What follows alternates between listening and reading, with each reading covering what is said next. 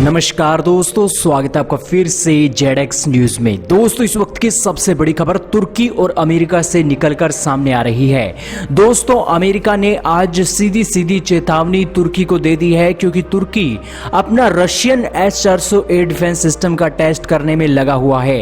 हालांकि पिछला टेस्ट जो उसने नवंबर 2019 में किया था, तब अमेरिका ने जो तुर्की को F-35 के प्रोग्राम से बाहर निकाल दिया था। और इसी की कड़ी में अब जो एक तुर्की के ऊपर सैंक्शन लगाने की बातें भी आ गई हैं।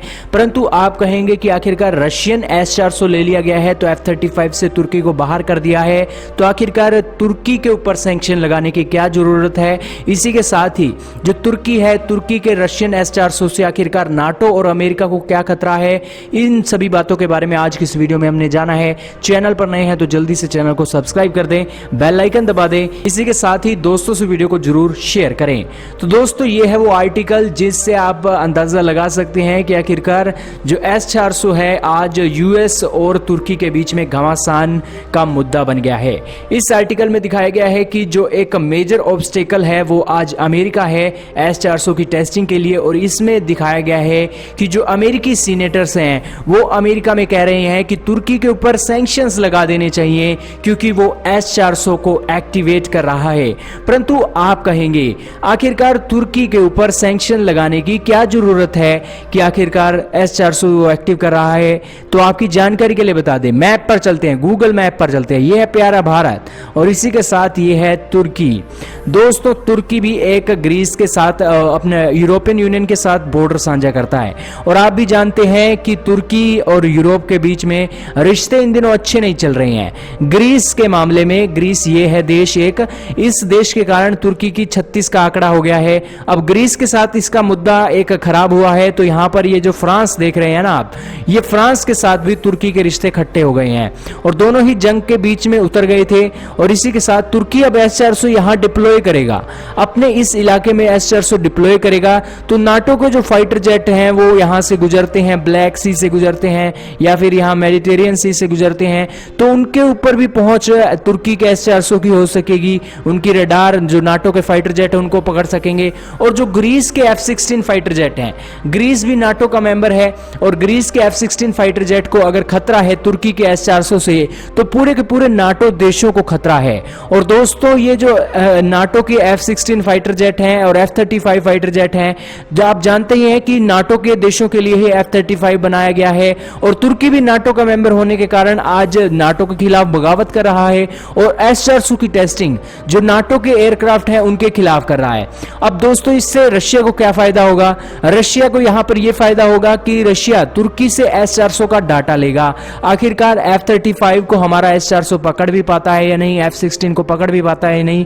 हालांकि अभी तक S-400 और F-35 का सामना नहीं हुआ है, ना ही अमेरिका S-400 के सामने अपना F-35 उतारता है।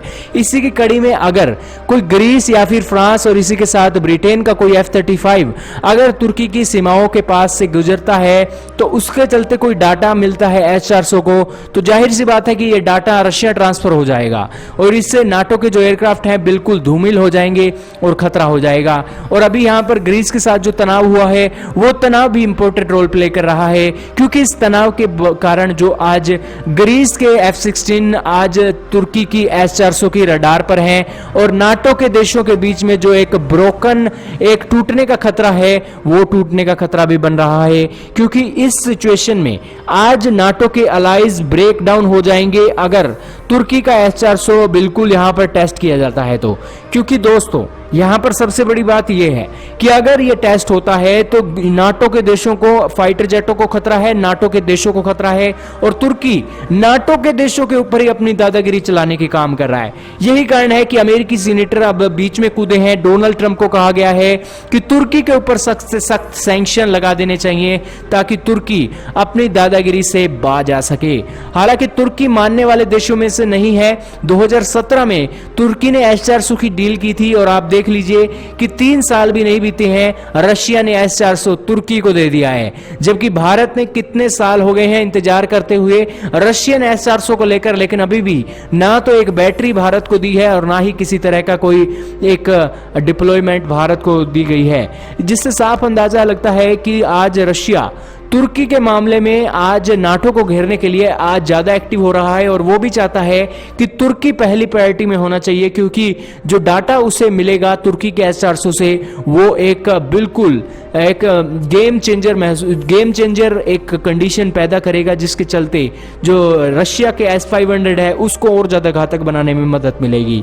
यही कारण है कि नाटो के अलाइज ने अब डिमांड की है कि तुर्की को या तो S-400 टेस्ट रोकना चाहिए, नहीं तो सैंक्शन लगाने चाहिए और या फिर तुर्की को ही नाटो के देशों की लिस्ट से बाहर कर देना चाहिए।